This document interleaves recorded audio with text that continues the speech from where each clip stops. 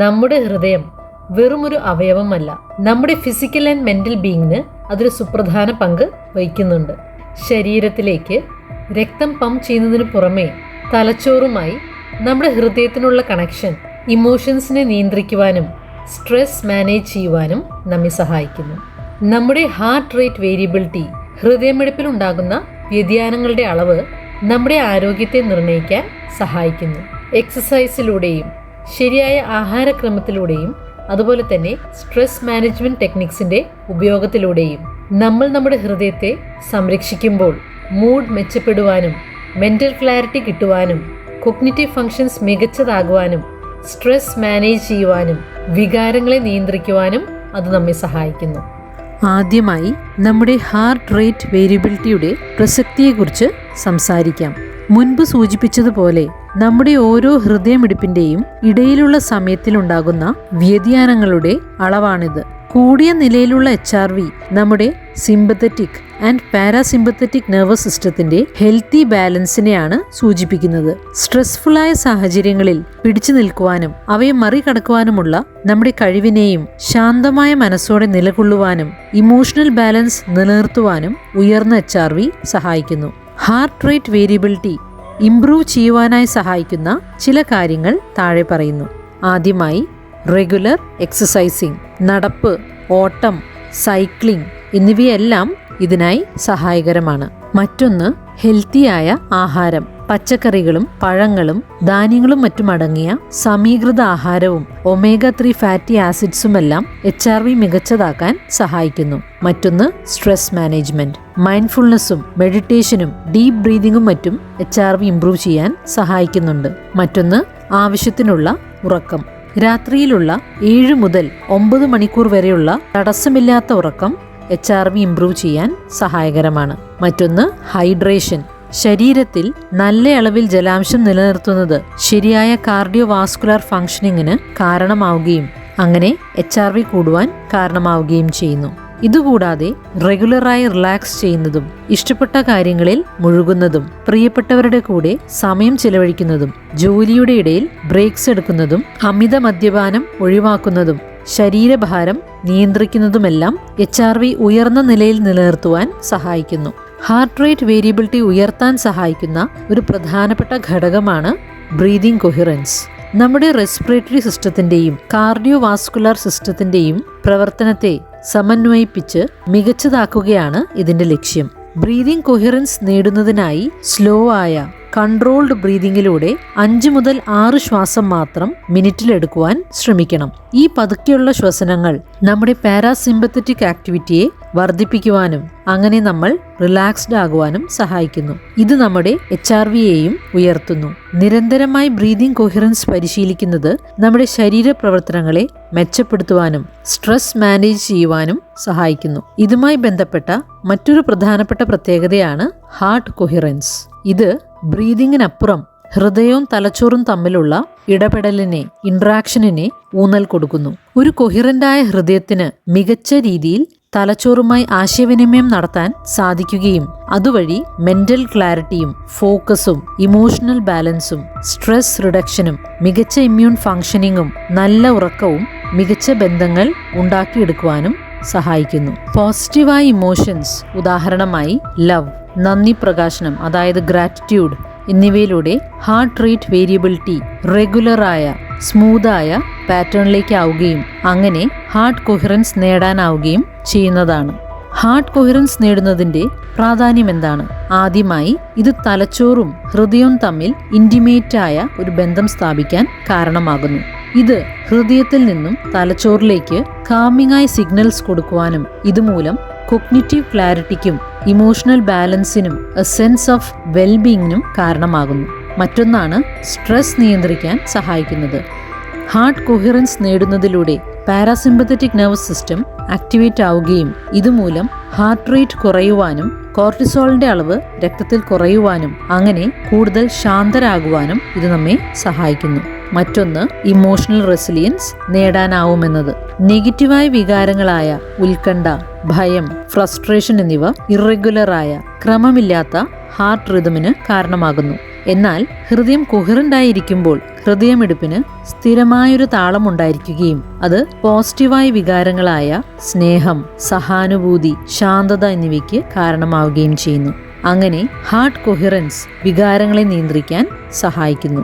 അടുത്തതാണ് ആരോഗ്യം മെച്ചപ്പെടുത്തുന്നത്, ഒപ്റ്റിമൈസ്ഡ് ആക്കുന്നത്. കൊഹിറൻ്റായ ഹാർട്ട് റിതം നമ്മുടെ ഓട്ടോണോമിക് നെർവസ് സിസ്റ്റത്തിനെ ആരോഗ്യകരമായി പ്രവർത്തിക്കാൻ സഹായിക്കുന്നു. ഇത് നമ്മുടെ കാർഡിയോ വാസ്കുലാർ ഹെൽത്ത്, രോഗപ്രതിരോധ സംവിധാനം, ദഹന പ്രക്രിയ എന്നിവയെല്ലാം മികച്ചതാക്കുന്നു.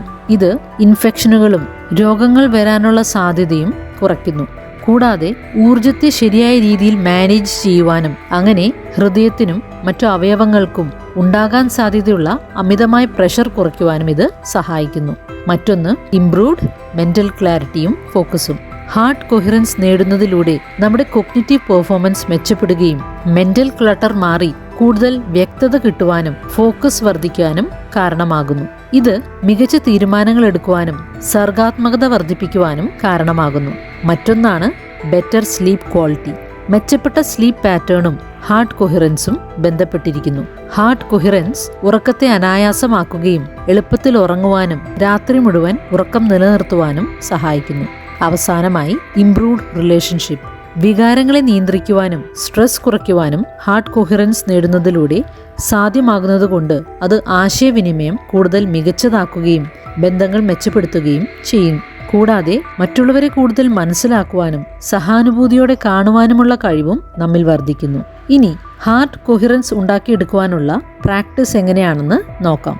ഇതിനായി സ്വസ്ഥമായിരുന്ന് കണ്ണുകൾ അടച്ച് ഹൃദയഭാഗത്തേക്ക് ശ്രദ്ധ കൊണ്ടുവരാം. ഇനി ഹൃദയത്തിലൂടെ ശ്വാസം എടുക്കുന്നതായി സങ്കല്പിച്ച് ശ്വാസം അകത്തേക്കും പുറത്തേക്കും എടുക്കാം. ഇത് വളരെ സാവധാനം ചെയ്യാം. 5-6 സെക്കൻഡ് വീതം ശ്വാസം അകത്തേക്ക് എടുക്കാനും അതുപോലെ തന്നെ 5-6 സെക്കൻഡ് എടുത്ത് തന്നെ പുറത്തേക്ക് കളയുവാനും ശ്രമിക്കാം. ഇത് ഹൃദയത്തിൽ ശ്രദ്ധ കേന്ദ്രീകരിച്ചുകൊണ്ട് ചെയ്യാൻ ശ്രമിക്കാം. ഇങ്ങനെ അല്പനേരം ശ്വാസം എടുത്ത ശേഷം ഒരു പോസിറ്റീവ് വികാരത്തെയോ ഓർമ്മയെയോ നന്ദി തോന്നുന്ന കാര്യത്തെയോ അല്ലെങ്കിൽ സന്തോഷമുണ്ടാക്കുന്ന ഒരു നിമിഷത്തെയോ മനസ്സിൽ കൊണ്ടുവരാം. അത് മനസ്സിൽ കാണുമ്പോൾ ആ ഒരു ഫീലിംഗ് മനസ്സിൽ അനുഭവിക്കുവാനും അത് റിയലായി സംഭവിച്ചു കൊണ്ടിരിക്കുകയാണെന്ന രീതിയിൽ കാണുവാനും ശ്രമിക്കുക. ഈ അനുഭവങ്ങൾ മനസ്സിലും ഹൃദയത്തിലും നിറയാൻ അനുവദിക്കുക. അതിനുശേഷം പതുക്കെ സ്ലോ ഡൗൺ ചെയ്യാം. ഹൃദയത്തിലേക്ക് ശ്രദ്ധ കൊണ്ടുവരാം. നോർമലായ ശ്വസനത്തിലേക്ക് അതിനുശേഷം ശ്രദ്ധ കൊണ്ടുവരാം. അങ്ങനെ ഈ പ്രാക്ടീസ് അവസാനിപ്പിക്കാം.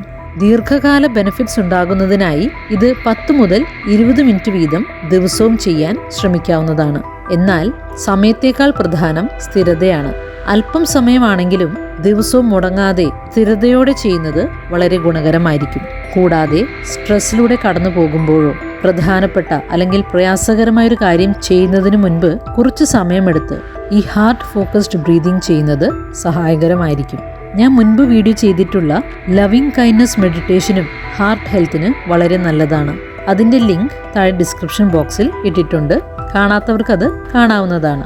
നമ്മുടെ ഹൃദയം നമ്മുടെ ശരീരത്തിലെ മറ്റു അവയവങ്ങളെക്കാൾ ഏറ്റവും ശക്തമായ ഇലക്ട്രോ മാഗ്നറ്റിക് ഫീൽഡ് പുറപ്പെടുവിക്കുന്നു എന്നാണ് കണ്ടെത്തൽ. അത് നമ്മുടെ തലച്ചോറിനെ അപേക്ഷിച്ച് 5000 തവണ കൂടുതൽ ശക്തമായ ഇലക്ട്രോ മാഗ്നറ്റിക് ഫീൽഡ് ഉണ്ടാക്കുന്നു അത്രേ. ഈ മാഗ്നറ്റിക് ഫീൽഡ് പ്രത്യേകിച്ചും മുൻപ് സൂചിപ്പിച്ച ഹാർട്ട് കൊഹിറൻസ് നേടുമ്പോൾ നമ്മുടെ ശരീരത്തിലെ എല്ലാ കോശങ്ങളെ ആഗീകരണം ചെയ്യുക മാത്രമല്ല, മറിച്ച് നമ്മുടെ ചുറ്റുമുള്ള സ്പേസിലോട്ടും എക്സ്റ്റെൻഡ് ചെയ്യുന്നുവെന്ന് പഠനങ്ങൾ കാണിക്കുന്നു. ഇതുമൂലം ചുറ്റുമുള്ളവരെ സ്വാധീനിക്കാൻ നമുക്ക് സാധിക്കുന്നു. ആളുകളിലേക്ക് മാത്രമല്ല, ചുറ്റുമുള്ള അന്തരീക്ഷത്തെ ശാന്തമാക്കാനും കൂടുതൽ ഉന്മേഷവാന്മാരായിരിക്കാനും ചുറ്റുമുള്ള സ്ട്രെസ്സിൽ നിന്നും ഒരു സംരക്ഷണ വലയവും ഈ മാഗ്നറ്റിക് ഫീൽഡ് സൃഷ്ടിക്കുന്നു. കൂടാതെ പ്രകൃതിയുമായി കണക്ട് ചെയ്യുവാനും അതുമൂലം ഒരു sense of balance and wellbeing ഉണ്ടാക്കുവാനും ഇത് കാരണമാകുന്നു. ഇതുകൂടാതെ ഹയർ ഇന്റലിജൻസുമായി ദൈവവുമായി കണക്റ്റഡ് ആകുവാനും ഇൻഡ്യൂഷൻസ് ലഭിക്കുവാനുമെല്ലാം ഈ ഇലക്ട്രോമാഗ്നറ്റിക് ഫീൽഡ് സഹായിക്കുന്നു. ഇതിനെക്കുറിച്ചുള്ള സയന്റിഫിക് ആൻഡ് മെറ്റാഫിസിക്കൽ റിസർച്ചുകൾ ഇപ്പോഴും നടന്നുകൊണ്ടിരിക്കുന്നു. ഈ ഇലക്ട്രോമാഗ്നറ്റിക് ഫീൽഡ് വ്യക്തിക്കും അതുപോലെ തന്നെ ചുറ്റുമുള്ളവർക്കും വളരെയധികം പ്രയോജനം ചെയ്യുന്നുവെന്ന് പഠനങ്ങൾ കൃത്യമായി കാണിക്കുന്നുണ്ട്. ചുരുക്കി പറഞ്ഞാൽ നമ്മുടെ ഫിസിക്കൽ ആൻഡ് മെന്റൽ വെൽബീയിങ്ങിനും അതുപോലെ തന്നെ ചുറ്റുമുള്ളവരുടെ ക്ഷേമത്തിനും നമ്മുടെ ഹൃദയത്തിന്റെ പങ്ക് ഒഴിച്ചുകൂടാനാവാത്തതാണ്. മോട്ടിവേഷണൽ സ്പീക്കറായ ജാക്ക് കാൻഫീൽഡ് തന്റെ അനുഭവം പങ്കുവയ്ക്കുന്നുണ്ട്. തന്റെ ഒരു ട്രെയിനിങ്ങിനായി വന്ന ഒരു ഹാർട്ട് സർജനെ അദ്ദേഹം ഓർക്കുന്നു. വളരെയധികം തിരക്കുകളുള്ള കുറെ ഹാർട്ട് സർജറീസ് ചെയ്തിരുന്ന ബിസി ആയിരുന്ന ഈ വ്യക്തി വളരെ ടെൻസ്ഡ് ആയിരുന്നു. കാൻഫീൽഡിനോട് പേഴ്സണലായി സംസാരിച്ച ഇദ്ദേഹം കുറെ കൂടി റിലാക്സ്ഡ് ആകണം, സ്ലോ ഡൗൺ ചെയ്യണം, കുറെ കൂടി സമയം തനിക്ക് വേണ്ടി തന്നെ ചിലവഴിക്കണം എന്ന തീരുമാനമെല്ലാം എടുത്ത് പോയെങ്കിലും അത് പാലിക്കുവാൻ അദ്ദേഹത്തിന് സാധിച്ചില്ല. എന്തോ കാരണം കൊണ്ട് വീണ്ടും തിരക്കുകളിലായി പോയ ഈ ഡോക്ടർ ഒരു മാസീവ് ഹാർട്ട് അറ്റാക്ക് മൂലം മരിക്കുകയായിരുന്നുവെന്ന് കാൻഫീൽഡ് വേദനയോടെ ഓർക്കുന്നു. നമ്മെ തന്നെ ടേക്ക് കെയർ ചെയ്യാൻ സാധിക്കാത്ത വിധത്തിൽ നമ്മൾ തിരക്കിലായി പോകരുത്. നമ്മളെ തന്നെ, നമ്മുടെ ശരീരത്തെ പരിപാലിക്കുവാൻ നമ്മൾ സമയം കണ്ടെത്തണം. So take care of your heart.